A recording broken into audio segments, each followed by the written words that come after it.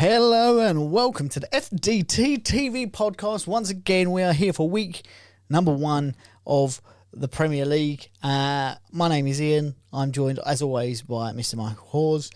And we had a weekend of Premier League football that almost went off without a fault until Michael Salisbury got involved. The referee, or the VAR official, I should say, that got the Tottenham-Brighton thing wrong last year with a penalty that they had to apologise for.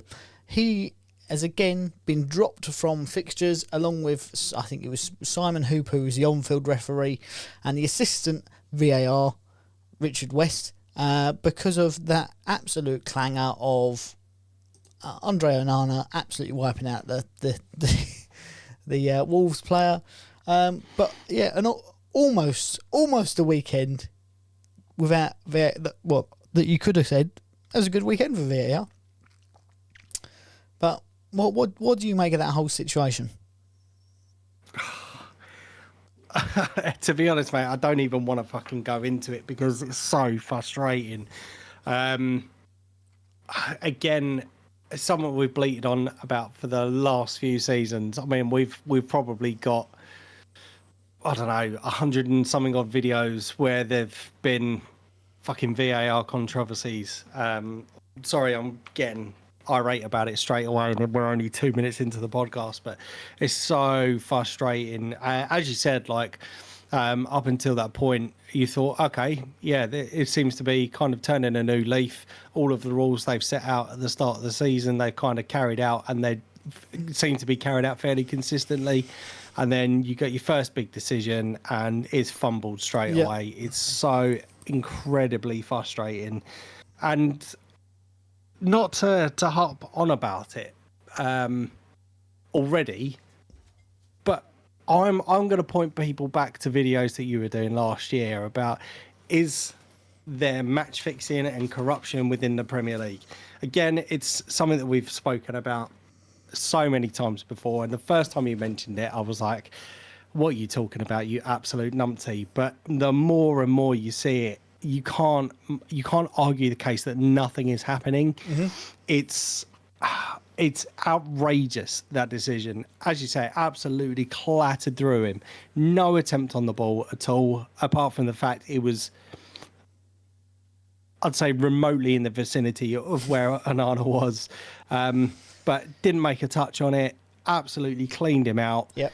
And I think our friend said it this morning that had that been anywhere else other than Old Trafford or possibly at Anfield, that would have been a penalty, hands down.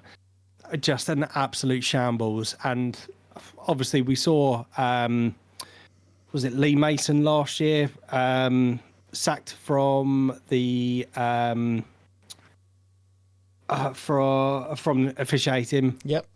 I think it was Lee Mason that got sacked. I can't see anything other. As you mentioned, he got a mistake last year, which they openly come out and said that it was the incorrect decision. Hold our hands up. I don't understand why we haven't heard them calling for him to be or handed his resignation already.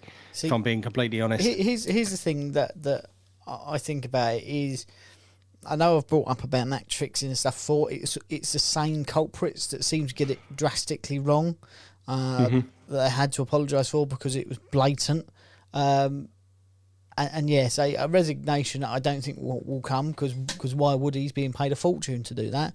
The more concerning thing is he is a mentor and a tutor for up-and-coming referees of lower leagues. So that means that actually the younger people who may be better at the job are going to be tutored by this guy who's quite clearly in someone's pocket. So I know there's a big betting scandal going on in Brazil and across Europe and things like that. To say it's not in the UK is ridiculous, and I think potentially it could well have been. That be the reason. But we'll move on from VAR because we don't want to get too negative with the podcast. So we've got a few things to talk about. We've got Kevin De Bruyne, we've got Moise Caicedo and Romeo Lavia, we've got James Ward-Prowse, and then stick around because what we have got is a potential another betting scandal hitting players in the Premier League.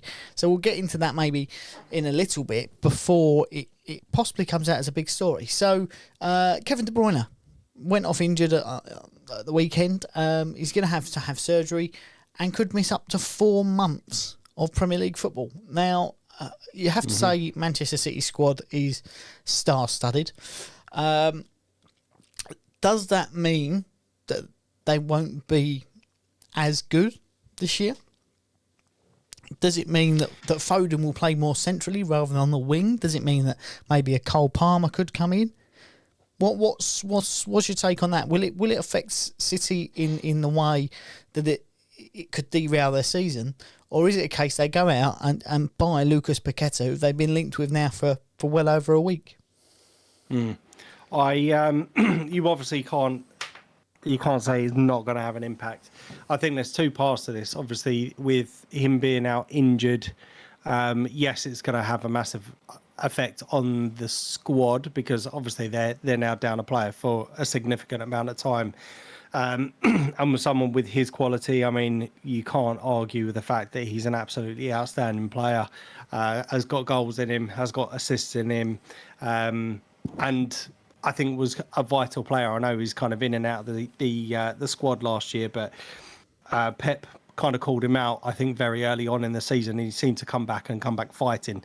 And some would say that he was kind of instrumental in Manchester City pushing for the title again towards the latter stages of last season. Yep. It's going to be a big miss for Manchester City. However, you've just mentioned a couple of names there which could slot into that position. So you Phil Foden's. I'm under no illusion that they are still going to do well. Yep. They do have strength and depth in a number of positions. So, yes, I think it'll be a massive loss for Manchester City, like I said, because you've got goals and assists in him. But I do think they have enough quality to kind of fill the gap or fill the void until he returns. And that's going to be 4 months, I think, for his recuperation. Obviously, he's got to have surgery, etc. But it's then going to take him a little bit of time to get match sharp as well. So it could be a little bit more than 4 months. Yeah, I'd say two players that we know that are definitely not going to Manchester City to replace him are Moise Caicedo, who is the new British transfer record of 115 million to Chelsea. Yep. From what I understand, had everything was agreed between the clubs for him to move to Liverpool, and he didn't want to go to Liverpool. He wanted to go to Chelsea, and that has happened once again, almost, with Romeo Lavia, who is a former Manchester City graduate of Southampton. All agreed to go to Liverpool, and he said, "No, thank you. I want to go to Chelsea." I mean, Chelsea are buying players left, right, and centre. They have broken their own record again, over £100 million for Moise Caicedo. He is 21. He's got an 8-year deal with the option of an extra year. So it takes him to potentially 30 years of age. Good signing or not? It's a massive gamble, isn't it? I mean, he is a good player from what we saw last season. But that sort of money... I mean, when we look at Declan Rice, so Declan Rice was... I was going to say that sort of money. Hang on, you bought it for 105. Yeah, and that's what I was just going to say. So the record was set for an English player or English Premier League player for 105 million a couple of weeks ago. Now, Declan Rice has been playing in the Premier League for a lot longer than Moises Caicedo. Yep. And I would say is probably, in fact, no one's worth the sorts of money these players are going for nowadays. I mean, Jurgen Klopp come out and said it a couple of seasons ago that the day that players start going for £100 million is a day that he's not in the job anymore. So is this kind of like the downfall of Jurgen Klopp? I mean, he's made a bit of a mockery of his own comments by tabling that deal for Moises Caicedo. As you said, the deal was agreed, all but agreed, and has been snubbed kind of last minute. But I think when you've got the likes of Bowley handing out contracts for ridiculous number of seasons and significant wages, obviously and let's be honest, London's a hell of a lot nicer than what Liverpool is. We know, we've been there.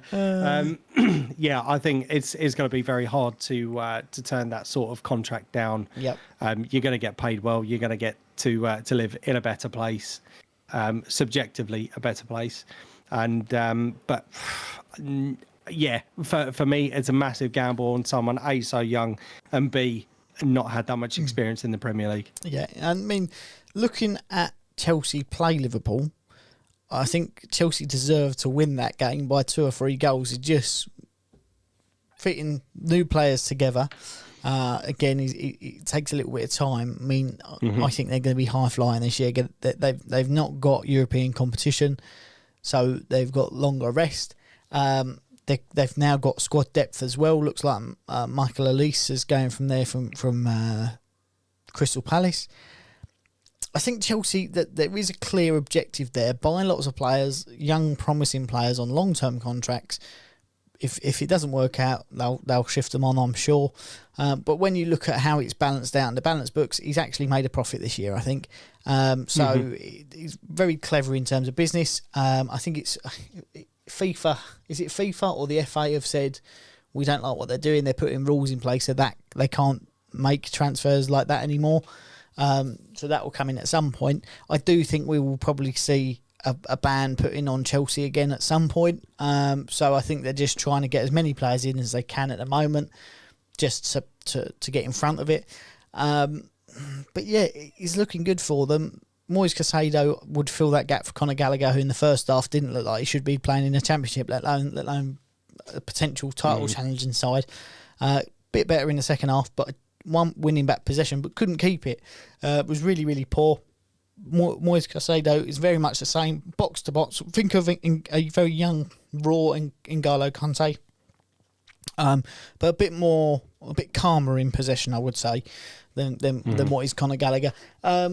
So with that said, another in for the Premier League, one that I think everyone in the Premier League was glad has come back. There was a number of teams in from James Ward-Prowse.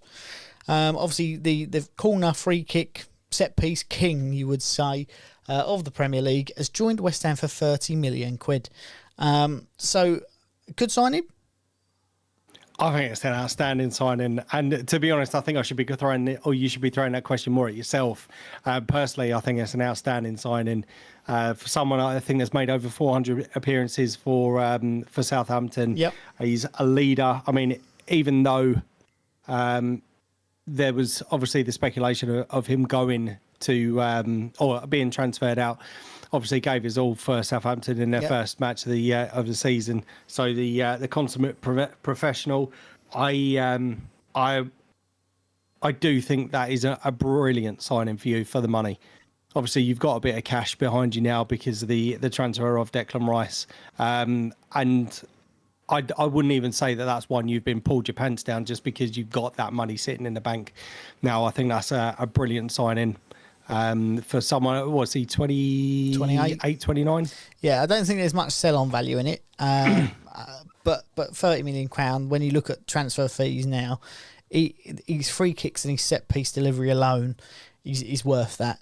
Whether we can capitalise on it and become, obviously, as dangerous as we were with set-pieces a few seasons ago, that will help. But yeah, so another good in for the Premier League who could have gone anywhere. I mean, Paqueta looks like he could be going to Man City. Now De Bruyne's out. Will they expedite that move? I don't know. But, I mean, having watched a lot of football this weekend, I didn't actually see any highlights of Arsenal Nottingham Forest. So what do you make of that game? Where do you see those two teams or what happening for those two teams in particular?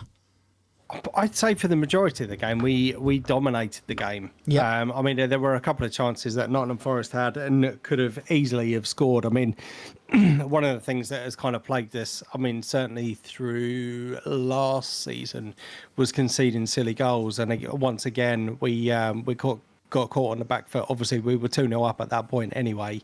And I'd say almost cruising, but I think it was at that point that we were quite comfortable in the game, and a momentary lapse of concentration, and we conceded. It was a good goal, but for Eddie Nketiah starting the campaign very well, got the first goal fairly early on in the game, with Bukayo Saka with an absolute screamer, bent it into the top corner against one of his, I'd say, a player he knows very well, with Matt Turner, who recently joined Nottingham Forest, I think that week, to go to Nottingham Forest from Arsenal. Obviously, there's been significant talks about David Raya coming from Brentford. Has today signed his loan agreement with the view to be making that permanent at the end of the season.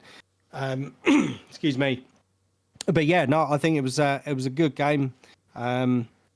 But I think, yeah, some of those silly defensive errors need to be stamped out of our game. One of the worrying things that has come out of that game, obviously, Jurrien Timber coming from Ajax, did extremely well in pre-season, was instrumental in the season opener against Manchester City, has picked up a significant injury, which is not very good. But it's usually around Christmas that happens, so... Yeah. So at least we're getting them all out early this year. No, that's not good news at all. And it looks like he's got a lengthy lengthy spell on the sidelines as well. But there's obviously talks about Alexander Zinchenko. He should be back integrating back into the squad now. Obviously, he was excused from the first lot of fixtures with the Ukraine or Health Ukraine game that him and what's his name? I can't remember his name. Is it Shevchenko? Shevchenko Mudryk. He's Ukrainian. Don't know. Someone used to play for Chelsea. Yeah, anyway, Andrei Shevchenko. Yeah, Andrei Shevchenko. Thank you. So he was obviously pardoned for that particular game, and I think he was picking up, or he had a little bit of a niggle anyway. So, but he should be back into the team. But we have got cover in those positions, which is a nice thing to have. But just a shame, obviously, he's picked up that quite a significant injury fairly early on. But there's talks about further outs going out and us adding to the attacking options before the end of the transfer window. Mm-hmm. But yeah, I'm happy with the fact that we got 3 points on the board. Could have been more. Yeah. Excuse me, sorry, I just dropped my pen. Yeah, could have been more, but then again, we could have also conceded a few more as well. So, what do you put me safe back in? Where do you see the season going for Nottingham Forest? Do you think they're going to be in a relegation battle, or do you think that'll be all right? Oh, I think they'll be all right again. Obviously, I think it's still too early to tell. I think even with some of the teams, like when you look at the likes of Aston Villa, got absolutely tonked by Newcastle the other day, whereas last season they were kind of fairly formidable. I think you said it last week, where apart from Manchester City, they'd scored the most amount of points in the second half of the season, or the second most amount of points in the season. So it could have just been an off day. There's obviously ins and outs, which is going to disrupt the fluidity of a team anyway. Yeah, I mean they've brought in a few players this year, haven't they? Not quite so many as they did last season, but Chris Wood joined them from Newcastle, I think, in January. That's been made a full signing, which you're going to get some goals from him. Anthony Elanga from Manchester United, the young winger. I think they'll be all right. They've got a lot of Premier League experience in that team, considering they're only in their second season. In terms of West Ham, Bournemouth, I thought we were going to lose. We hit the post early on from Souček, and contrary to popular opinion in terms of West Ham, I'm liking the fact that we sold Declan Rice, No, let me get this right. I'm not happy we sold Declan Rice, but I'm happy that because we've sold him, we can now play players in their positions rather than having to say to one player to sort of do what you like to try and keep him happy. We saw Souček making a lot of those late runs into the box again, getting forward a lot more, which is what he's good at. Last season, we see him being the more defensive of the midfield too. And people are saying, well, he can't win the ball. He's bad at passing. He's bad at this. He would rather watch a cone play. So they're the real comments that West Ham fans have made. So the fact that he can now get in the box late because Declan Rice isn't making those runs, if they both make them, it would have left us open. So we've brought in Alvarez from Ajax to sit sort of a bit deeper. That's good. We've brought in James Ward-Prowse who can sit and sort of deep play make with long passes. Paqueta we've still got at the minute as well. We look like we could be getting this Kudus as well from Ajax, who looks like a good little player. He's sort of starting to come together, but it does make you wonder, why have we got to the first game of the season before we started buying players? It doesn't make much sense. But again, defensive frailties. Bournemouth scores, and it's 1-1. They had a couple of chances. I mean, David Moyes is upset now. Aaron Cresswell, who's one of our elder statesmen of the game, he's upset. Lucas Fabianski, who's come out and made a fuss about it, so he's not happy with how he's been treated at the club. Obviously, he was dropped for the game, but he's made a statement to say, I'm not happy with this. So it has to bring into question again the man management skills of David Moyes. Now, I know no one's going to be happy with being dropped, but I think it's a long time coming. But thinking of David Moyes, he probably would have just pinned up a team sheet somewhere in the changing room, and that's how we would have found out he weren't playing, rather than going and having a chat with him, say, look, I'm going to go with this way. This is what I need you to improve on and show me before you get your chance again. Yeah. So it's interesting.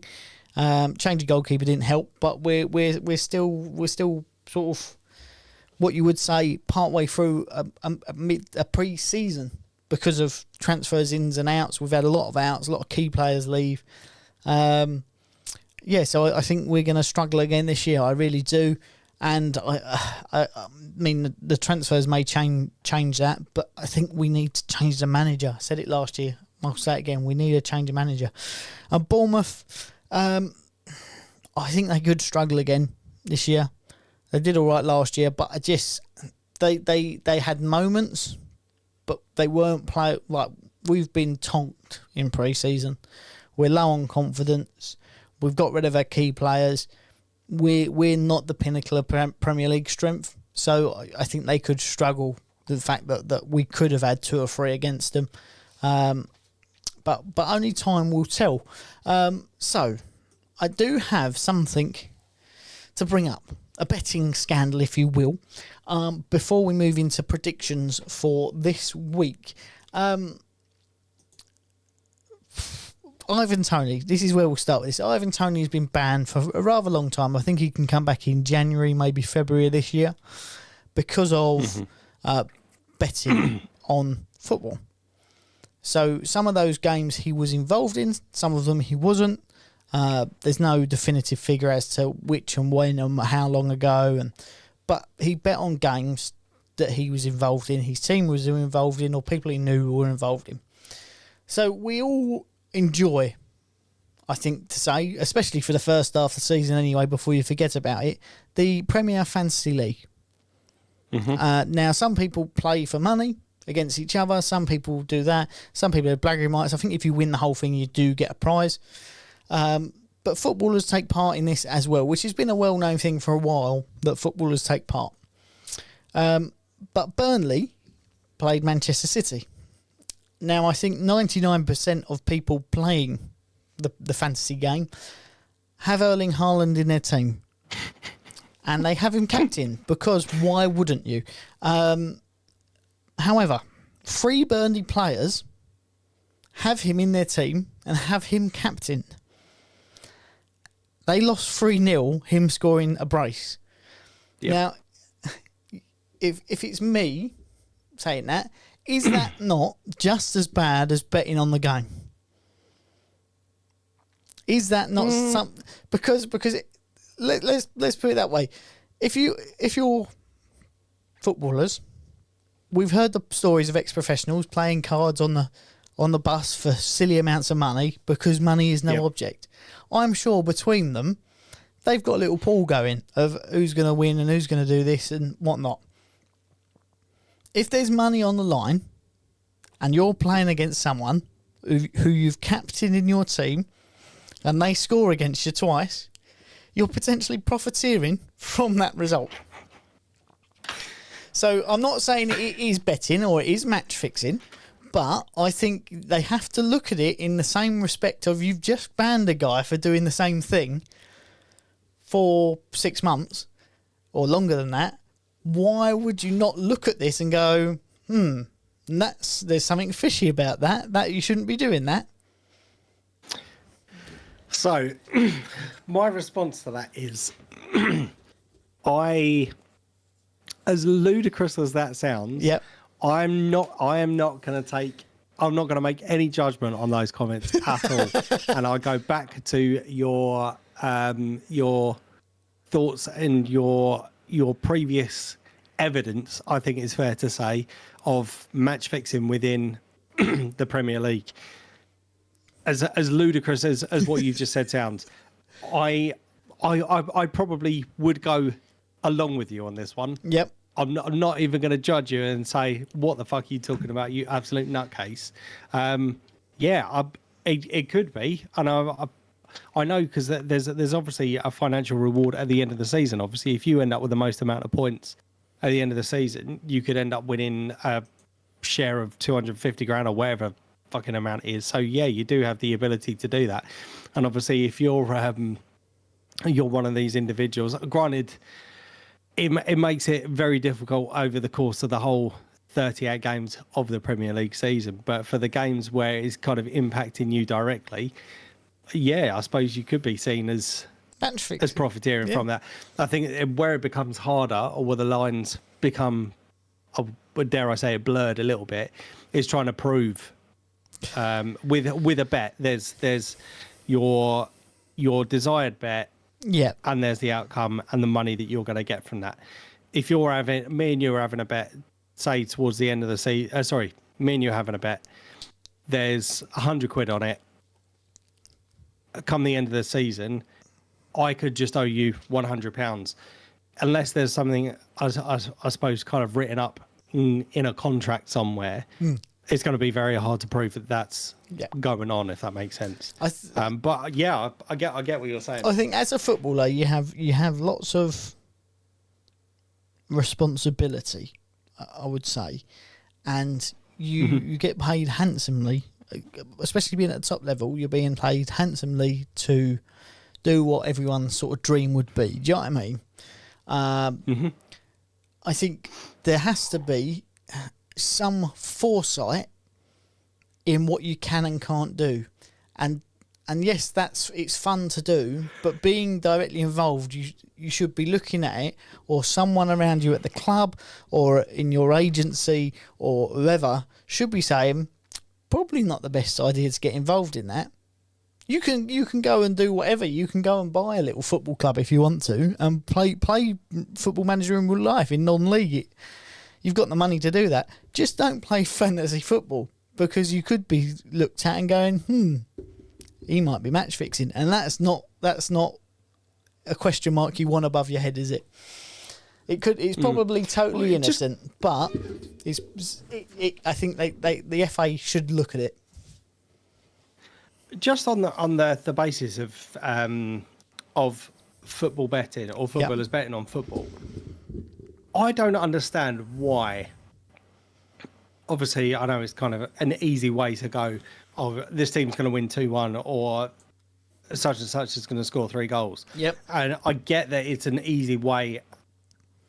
And if I understand how to do a bet on a particular sport, the one I'm going to pick up on is football. Yep. Because it's either a win, lose, draw, or the correct score, or this amount of corners, etc., etc. Yeah.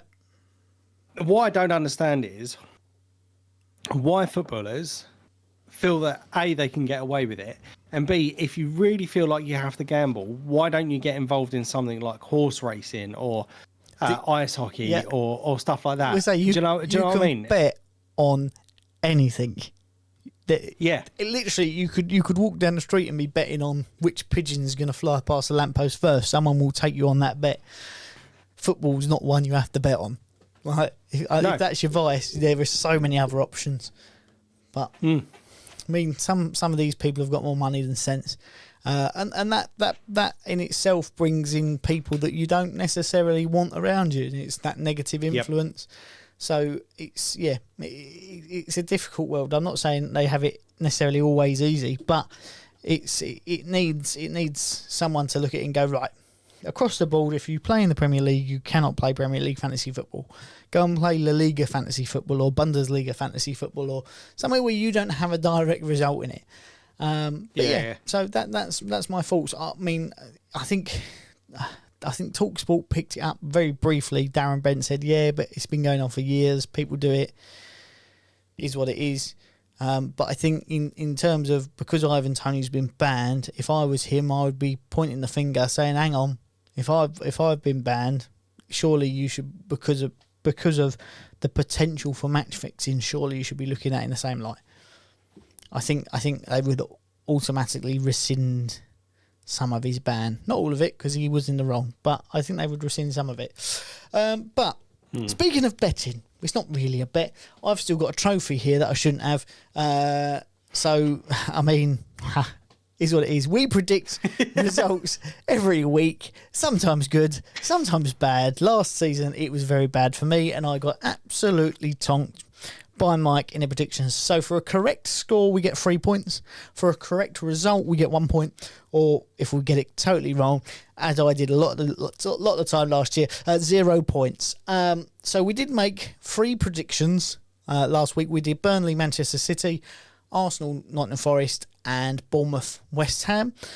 What did we predict, Mike? And what was the results? Okay, so Burnley, Man City, Ian, you had 2-1 and I had 2-2. Score was obviously 3-0, so you get a point for the correct result and I get nothing. Arsenal, Nottingham Forest, you had 2-0, I had 3-1. Score was obviously 2-1, so we both get a point for the correct result on that one. West Ham versus Bournemouth, you had 0-1 to or 1-0 to Bournemouth, and I had 1-1, so that's 3 points to me. Oh, no. So it was going so well. Starting the season as we mean to go on. Ian, you get 2 points for the week, and I have got 4. So there's a 2 point gap after week 1. And long may it continue. Obviously, you've made some. You've obviously alluded to the fact that we do predictions each week. So this week we have got West Ham versus Chelsea and Crystal Palace versus Arsenal. So I think West Ham, Chelsea is on the Sunday. We are late on the Monday, so the podcast may be a little bit later next week. Yep. But I'm going to throw one in for you. Okay. Just to see your thoughts on this one. Obviously, Manchester City are the champions. And got their campaign off to a fairly comfortable start. Yep. And Newcastle currently sitting top of the Premier League at the moment with an emphatic win, as we've already mentioned, over Aston Villa. Mm-hmm. I'm going to throw that particular game into contention for this week's predictions. So Man City versus Newcastle. Yeah, okay. What are your thoughts on that? So I think Newcastle got the better of Aston Villa and their heads dropped. Obviously, Tyrone Mings went off with an injury, brought in Pau Torres, who's a good defender, but is he up to speed with everything Premier League and Aston Villa? Probably not. Newcastle, I think, are still full of confidence, riding high from last season.